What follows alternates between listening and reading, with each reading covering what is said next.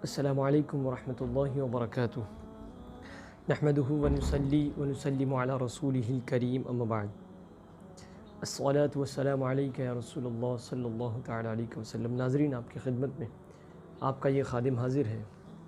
درس قرآن بنام قرآن کیا کہتا ہے، ایپیسوڈ 30 میں آپ کا خیر مقدم ہے۔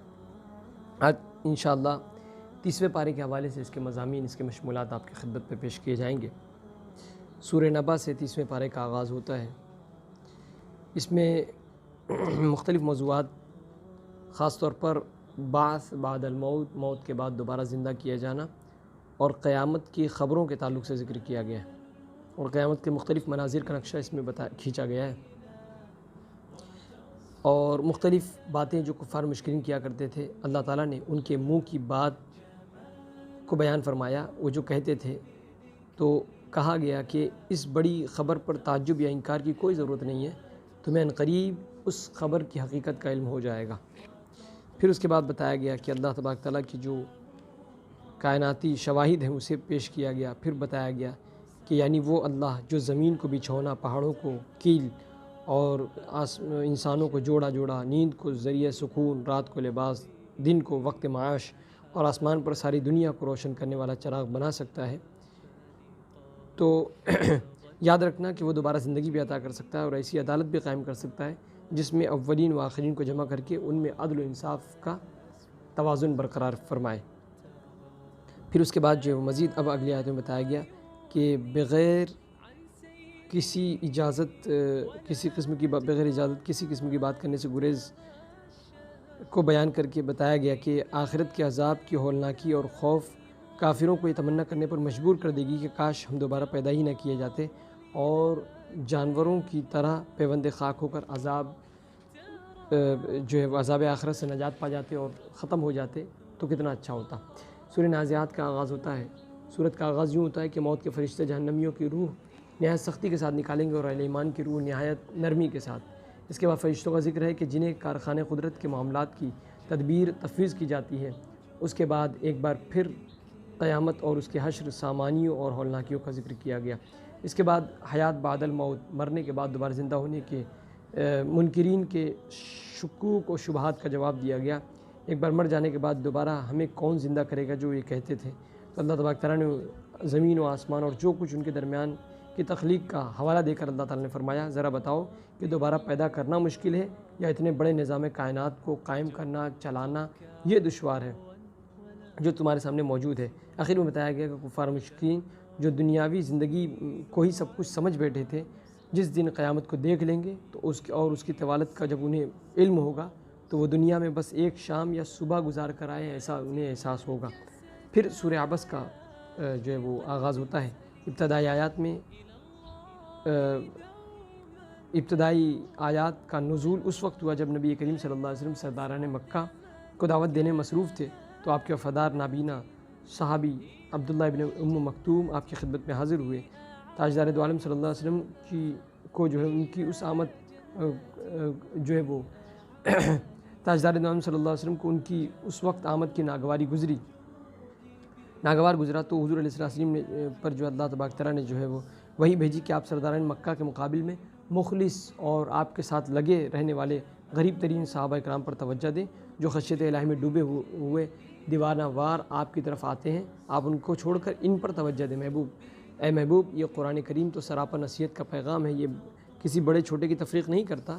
اس سے جو بھی نصیحت حاصل کرنا چاہے اسے جو ہے علم و معرفت سے اللہ تبارک تعالیٰ معمور فرما دیا کرتا ہے۔ اخیر میں قیامت کی نفسا نفسی کے منظر کو بیان کیا گیا کہ دنیا میں ایک دوسرے پر جان چھڑکنے والے، اپنی جانوں کا نذرانہ پیش کرنے والے، محبت کا دعویٰ کرنے والے، اور اپنے دامن چھڑانے والے جو ہے وہ دم بھرنے والے، محبت کا دم بھرنے والے اس دن دامن چھڑائیں گے، اور حال یہ ہوگا کہ بھائی، ماں، باپ، بیوی، بیٹی، یہ تمام آپس میں ہی جو ہے وہ ایک دوسرے سے اپنا دامن چھڑا کر بھاگنے کی کوشش کریں گے۔ اللہ تعالیٰ فرماتا ہے کہ سب کو اس وقت اپنی پڑی ہوگی، کچھ کے چہرے روشن ہوں گے، حشاش بشاش ہوں گے، اور کچھ کے چہرے غبار آلود ہوں گے۔ سورہ تکویر کا آغاز ہوتا ہے۔ اس کے بعد اس سورت میں اللہ تبارک تعالیٰ نے قیامت کے مختلف مناظر کا نقشہ کھینچا ہے، اور قیامت کے دن سورج کو لپیٹ دیا جائے گا، ستارے بے نور ہو جائیں گے، پہاڑ چلا دیے جائیں گے، اور پھر جو ہے فرمایا گیا کہ دنیا کی مال و دولت کی قدر ختم ہو جائے گی، وحشی جانور جمع کر لیے جائیں گے، سمندروں میں آگ بھڑکا دی جائے گی، زندہ درگور کی گئی لڑکی سے پوچھا جائے گا کہ وہ کس گناہ کے سبب قتل کی گئی، نام اعمال پھیلا دیے جائیں گے، آسمان کھول دیے جائیں گے، جہنم بھڑکا دی جائے گی اور جنت قریب کر دی جائے گی۔ تب ہر شخص جان لے گا کہ اس نے اپنے لیے کیا ذخیرہ جمع کیا ہے اور اللہ کی بارگاہ میں کس طریقے سے حاضر ہوگا، وہ تمام چیزیں جان لے گا۔ پھر اس کے بعد جو ہے وہ بتایا گیا کہ اللہ تبارک تعالیٰ سے لے کر حضور علیہ السلام کے پہنچنے تک وحی کا جو بھی معاملہ تھا وہ جو ہے قابل اعتماد، محفوظ اور جو ہے وہ انتہائی حساس طریقے سے جو ہے اسے پیش کیا گیا ہے۔ پھر یہ بتایا گیا کہ قرآن پاک پوری انسانیت کے لیے جو ہے وہ نصیحت اور ہدایت لے کر نازل ہوا ہے۔ پھر اس کے بعد جو ہے سورہ انفطار کا آغاز ہوتا ہے، اس میں بھی آثار قیامت اور احوال قیامت کا بیان کیا گیا ہے۔ پھر محبت بھرے انداز میں انسان سے اللہ تبارک تعالیٰ نے شکوہ کیا کہ اے انسان، تجھے آخر کس نے اپنے پروردگار کی بارگاہ کے بارے میں دھوکے میں ڈال رکھا ہے، اس کے احسانات کو تو نے فراموش کر کے معصیت والی زندگی تو نے گزارنا شروع کر دیا، آخر کیوں ایسا کرتا ہے؟ اللہ تعالیٰ نے ہر بندے کے نام اعمال کو لکھنے کے لیے فرشتے مقرر کر رکھے ہیں جنہیں کرامن کاتبین کہتے ہیں، اور جن کے ذریعے سے بندوں کے نام اعمال محفوظ ہیں۔ لہٰذا ہمیں چاہیے کہ ہم اپنے قول و عمل میں جو پوری طریقے سے انصاف کیا کریں۔ پھر اس کے بعد سورہ مطففین کا آغاز ہوتا ہے۔ ناپ تول میں کمی کرنے والے کو مطفف کہتے ہیں۔ اس سے ہر وہ شخص مراد ہوتا ہے جو دوسروں کا حق مارتا ہے اور اپنے فرائض منصبی میں کوتاہی کرتا ہو اور اپنے اختیارات کا غلط فائدہ اٹھاتا ہو۔ ابتدائی آیات میں بتایا گیا کہ ناپ تول میں کمی کرنے والوں کے لیے شدید عذاب ہے، اور جب کہ حال یہ ہے کہ وہ دوسروں سے لیتے ہیں تو پورا ناپ کر لیتے ہیں، اور جب دوسروں کو دیتے ہیں تو جو ہے وہ کمی کرتے ہیں یا اس میں جو ہے کسی نہ کسی طریقے سے جو ہے وہ چوری وغیرہ کر لیا کرتے ہیں۔ تو فرمایا گیا کوتاہی کرتے ہیں، یعنی یہ لوگ اپنے مفادات پر تو پوری آنچ نہیں آنے دیتے جبکہ دوسرے کے حقوق کی دھجیاں اڑا رہے ہوتے ہیں۔ پھر اس کے بعد مزید فرمایا گیا کہ کافروں کا نام اعمال اعمال جو ہے سجین میں ہے، جو کہ مہر لگایا ہوا جو ہے وہ صحیفہ ہے۔ یہ لوگ قیامت کو جھٹلاتے ہیں اور اللہ کی آیات کو جو ہے وہ جھٹلاتے ہیں اور پچھلے قوموں کے قصے قرار دیتے ہیں۔ اللہ تعالیٰ نے فرمایا کہ ان کو کرتوتوں کے سبب ان کے دل زنگ آلود ہو چکے ہیں اور یہ آخرت میں اپنے رب کے دیدار سے محروم ہیں۔ ساتھ ہی فرمایا کہ جو نیکوکار ہوں گے ان کا صحیفہ اعمال علیین میں ہوگا۔ یہ بھی ایک مہر بند صحیفہ ہے جس پر اللہ تبارک تعالیٰ کے مقرب بندے گواہ ہیں۔ مزید نیکوکاروں کے لیے جنت کی نعمتیں ہوں گی، راحتیں ہوں گی، ان کے چہرے حشاش بشاش ہوں گے، تر و تازہ ہوں گے، اور انہیں شراب طہور پلائی جائے گی جو مشک سے بنی ہوگی۔ لہٰذا جو محنت کرنے والے ہیں خلوص کے ساتھ، انہیں دراصل جنت کے حصول کے لیے محنت کرنی چاہیے۔ پھر اس کے بعد جو ہے وہ سورہ انشقاق کا آغاز ہوتا ہے، اس میں بھی آثار اور احوال قیامت کا ذکر کیا گیا، اور پھر اس کے بعد بتایا گیا کہ جو ہے وہ آسمان پھٹ جائیں گے اور وہ جو ہے وہ آسمان اور تمام چیزیں اپنے رب کے حکم کی تابعداری کریں گے، اور فرمایا گیا کہ اس دن زمین پھیلا دی جائے گی اور وہ اپنے اندر چھپی ہوئی تمام چیزوں کو باہر نکال دے گی، خود خالی ہو جائے گی اور اپنے رب کی فرمانبرداری کرے گی، اور یہی اس کے لیے واجب ہے۔ پھر اس کے بعد جو ہے وہ اس طریقے سے فرمایا گیا کہ وہ لوگ قیامت کے روز بچ سکیں گے جو ایمان اور اعمال صالحہ پر کاربند ہوں گے۔ پھر اس کے بعد جو ہے سورہ بروج کا آغاز ہوتا ہے۔ اس صورت میں اللہ تبارک تعالیٰ نے بیان فرمایا کہ اللہ عزیز و حمید پر ایمان لانے کے جرم میں اللہ تبارک تعالیٰ پر جن لوگوں نے ایمان لایا تھا ان کی قوم نے اصحاب اخدود کو اس طریقے سے قتل کر دیا، اور پھر جو ہے وہ لوگ جو ہے وہ ایمان سے جو ہے موت کے ڈر سے ایمان نہ چھوڑا بلکہ ایمان پر ثابت قدم رہے۔ پھر اس کے بعد جو ہے وہ مزید اگلی آیتوں میں بتایا گیا کہ اللہ کی پکڑ بہت سخت ہے، وہی پیدا کرتا ہے اور وہی دوبارہ زندہ کرے گا۔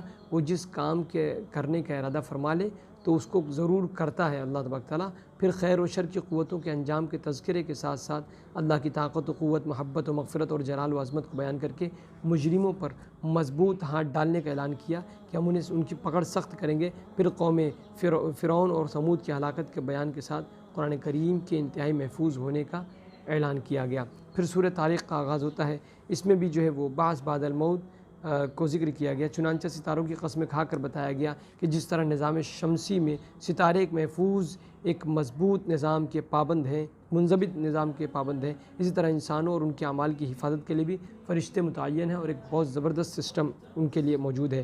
پھر اس کے بعد بتایا گیا کہ انسان کے مادہ تخلیق اور کیفیت تخلیق کی جانب توجہ کی گئی۔ پھر اس کے بعد بتایا گیا قرآن کریم حق و باطل میں امتیاز پیدا کرنے والی کتاب ہے۔ کافر سازش کر رہے ہیں اور اللہ تبارک تعالیٰ ان کا توڑ کر رہا ہے، لہٰذا انہیں کچھ مہلت دی جائے گی، پھر یہ لوگ جو ہے اللہ سے بچ کر کہیں نہیں جا سکتے۔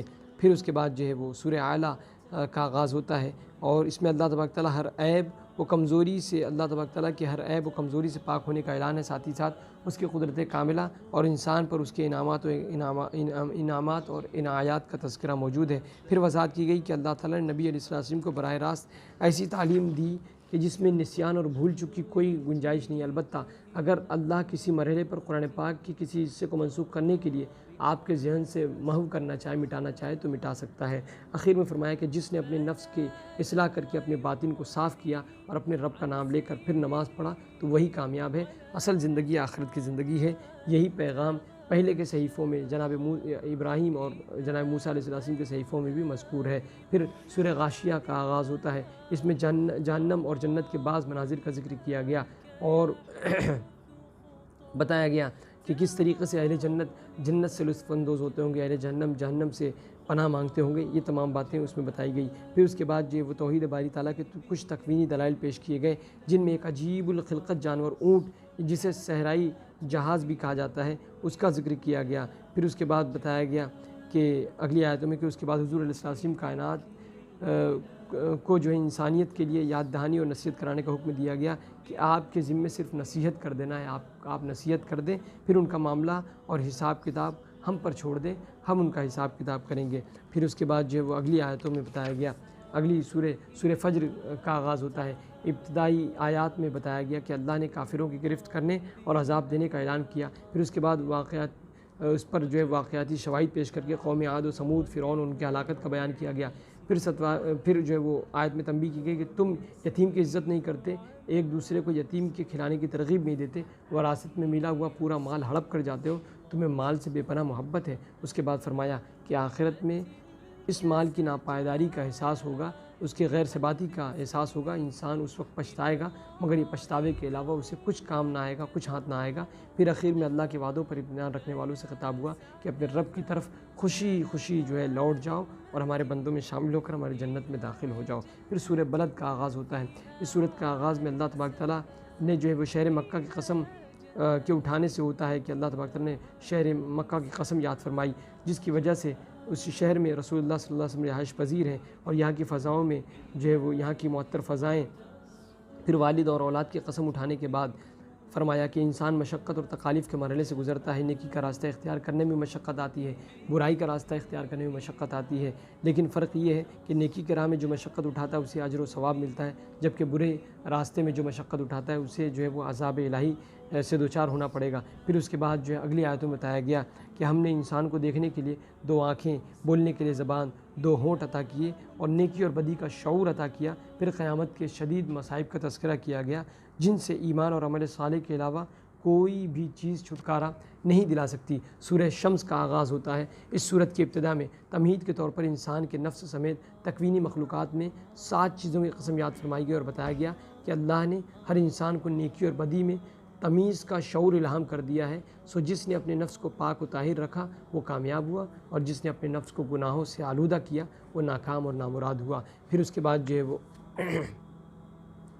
بتایا گیا کہ اللہ تبارک تعالیٰ فرماتا ہے کہ یہی ہمارا طریقہ رہا کہ ہم جب کسی قوم کو ہلاک کرتے ہیں تو اس کے نتائج و عواقب سے، اس کے انجام سے نہیں ڈرا کرتے۔ پھر اس کے بعد سورہ لیل کا آغاز ہوتا ہے۔ اس سورت کی ابتدا میں بتایا گیا کہ انسان کی جد و جہد 2 مختلف سمتوں میں جاری ہے۔ ایک طبقہ وہ ہے جو اللہ کی عطا کردہ مال اور اس کی نعمتوں میں سے اس کی راہ میں خرچ کرتا ہے، تقوی پر کاربند رہتا ہے اور نیک باتوں کی تصدیق کرتا ہے، تو ہم اس کے لیے آسانی یعنی جنت تک کی رسائی کے منازل آسان کر دیا کرتے ہیں۔ دوسرا طبقہ وہ ہوتا ہے جو اللہ کے دیے ہوئے مال میں سے کنجوسی کی وجہ سے خرچ نہیں کرتا، وہ دولت کی فراوانی میں مست ہو کر اللہ سے بے پرواہ ہو جاتا ہے اور نیک باتوں کو جھٹلاتا ہے، تو اس کے لیے ہم مشکل منزل یعنی دوزخ کا راستہ آسان کر دیتے ہیں۔ لیکن جب یہ نافرمانیوں کے بارے میں نہیں سوچتا تو اللہ تبارک تعالیٰ جو ہے وہ اسے آخر میں دوزخ کے گڑھے میں جو ہے وہ اللہ تبارک تعالیٰ جو ہے وہ اسے پہنچا دے گا۔ پھر اس کے بعد جو ہے وہ آخری آیت میں فرمایا گیا کہ نار جہنم سے وہی شخص بچا رہے گا جو کسی کے احسان کا بدلہ چکانے کے لیے نہیں بلکہ اپنے رب اعلیٰ کی رضا جوئی کے لیے اپنا مال راہ خدا میں خرچ کرتا ہے، دیتا ہے، تاکہ اس کے قلب کا بخل، حرص و ہوس اور جو ہے تمام برائیاں جو ہے اس کے دل سے نکل جائیں، اور وہ جو ہے ان تمام چیزوں سے پاک ہو کر اگر یہ کام کرے تو اللہ تبارک کی رضا حاصل ہوتی ہے۔ پھر اس کے بعد جو ہے وہ اگلی آیتوں میں بتایا گیا کہ جناب بکر صدیق کی شان میں یہ جو ہے یہ آیتیں نازل ہوئی جن میں مال جہاد کی تیاری، سرور کائنات کی نصرت اور ایسے غلاموں کو خرید کر آزاد کرنے میں خرچ ہوتا تھا جو قبول اسلام کی وجہ سے ظلم و ستم کا نشانہ بنے ہوئے تھے۔ تو یہ آیتیں جو ہے وہ اس میں بیان کی گئی، جس میں جو ہے صحابہ کرام کے تمام تر کارناموں کو پیش کیا گیا، خصوصیت کے ساتھ جناب ابوبکر کے اچھے اخلاق کو اس کے اندر پیش کیا گیا۔ سورہ ضحیٰ کا آغاز ہوتا ہے۔ اس صورت میں حضور علیہ السلام کی عظمت اور جلالت و شان کو بیان کیا گیا۔ یہ اس وقت نازل ہوئی جب وحی الہی جو ہے کچھ دیر کے لیے رک گئی، جس کے باعث رسول اللہ کچھ مغموم ہو گئے تھے، غمگین ہو گئے تھے۔ اس موقع پر ابو لہب کی بیوی ام جمیل نے آپ کی شان میں کچھ نازیبہ الفاظ بھی کہہ دیے تھے، جس پر آپ مزید رنجیدہ ہو گئے تھے۔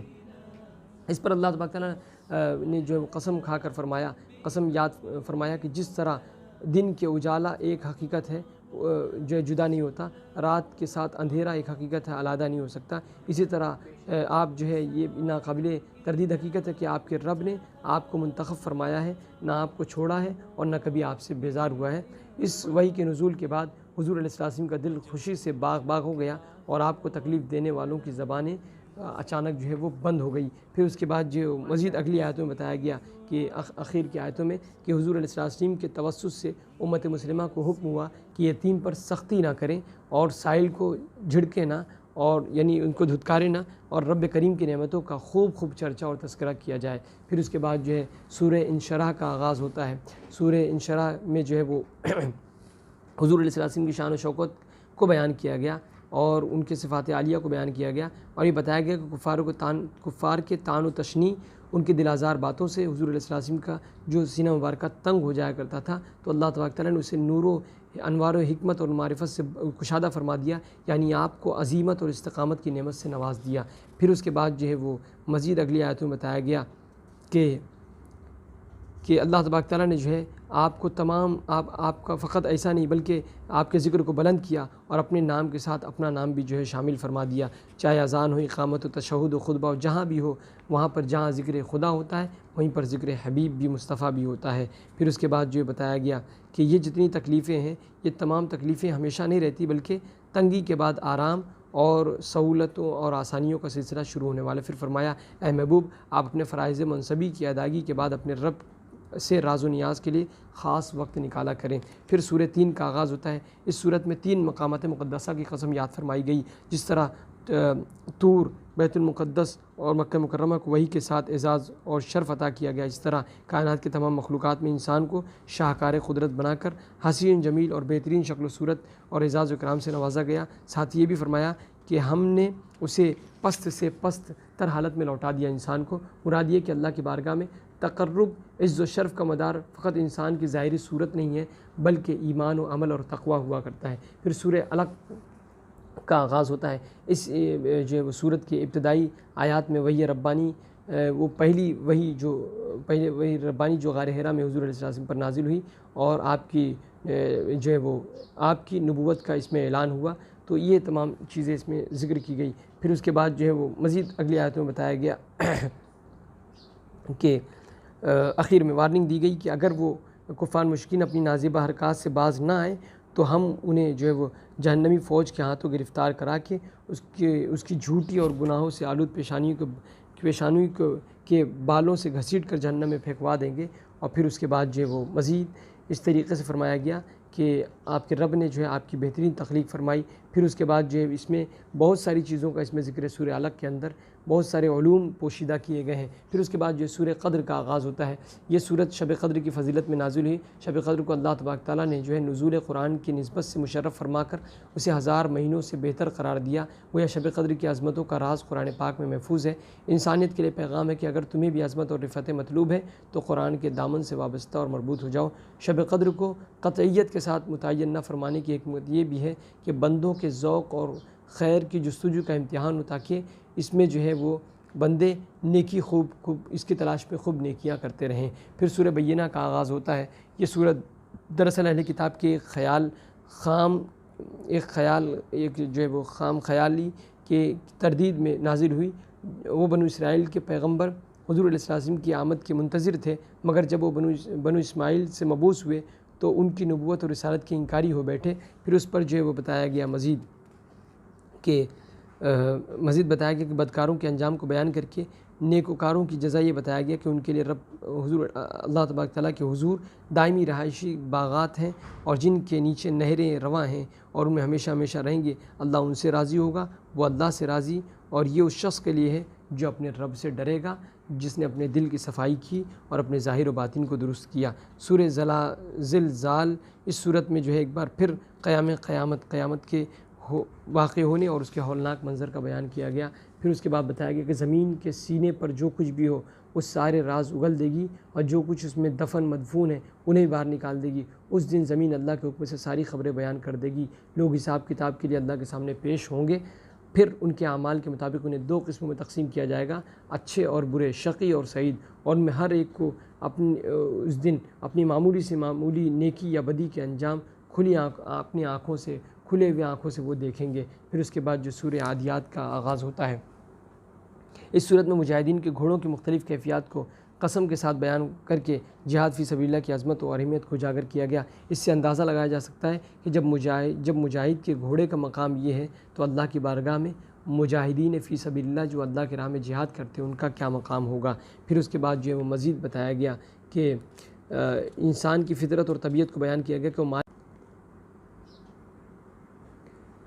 کہ وہ مال کی محبت میں بڑا سخت ہے، اس کے پاس 1 لاکھ ہو تو 2 لاکھ کی تلاش، اور 2 لاکھ ہو تو 3 لاکھ کی، اس طریقے سے وہ اسی چکر میں لگا رہتا ہے۔ اور پھر کہا گیا کہ اس کے منہ کو جو مٹی کے سوا کوئی اور چیز نہیں بھر سکتی۔ پھر اس کے بعد جو ہے وہ سورہ قاریہ کا آغاز ہوتا ہے۔ اس صورت میں قیامت کے ہولناکی اور اس کے احوال کو پھر ایک بار بیان کیا گیا کہ جس کی نیکیوں کا پلڑا بھاری ہوگا وہ پسندیدہ زندگی میں ہوگا، اور جس کی نیکیوں کا پلڑا جو ہے وہ وزنی ہلکا ہوگا اس کا ٹھکانہ جو ہے وہ دہکتی آگ ہوگی۔ پھر اس کے بعد سورہ تکاثر کا آغاز ہوتا ہے۔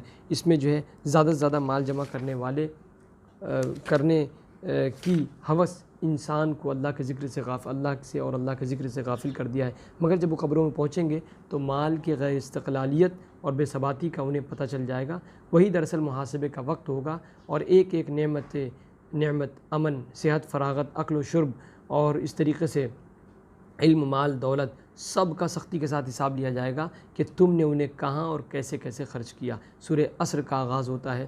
اس میں زمانے کی قسم جو ہے کھا کر دراصل ماضی کی تاریخ سے عبرت حاصل کرنے کی تلقین کی گئی۔ اس کے بعد بتایا گیا کہ انسان بڑے خسارے اور گھاٹے میں ہے۔ اس سے نکلنے کی صورت یہ ہے کہ وہ ایمان لائے، عمل صالح کرے، ایک دوسرے کو حق کی تلقین کرے اور صبر کی وصیت اور تاکید کرے۔ پھر سورہ ہمزہ میں اس صورت میں انسان کی 3 بیماریوں کی نشاندہی کی گئی کہ طعنہ زنی، عیب جوئی اور حب جاہ و دنیا۔